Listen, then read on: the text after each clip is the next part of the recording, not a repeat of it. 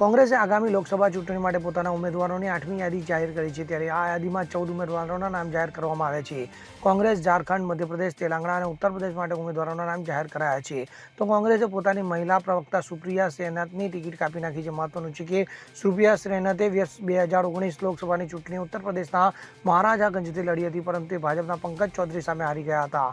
સુપ્રિયા સેહનાતે તાજેતરમાં કંગના રનૌત પર ટિપ્પણીને લઈને ભાજપના નિશાના પર છે.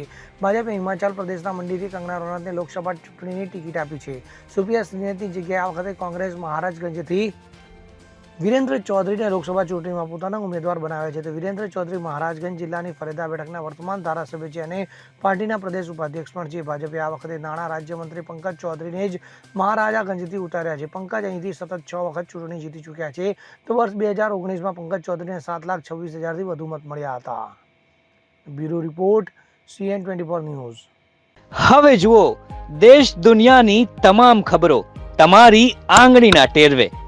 ઉઠાવો મોબાઈલ અને Google Play Store પરથી ડાઉનલોડ કરો અમારી CN24 ન્યૂઝ મોબાઈલ એપ.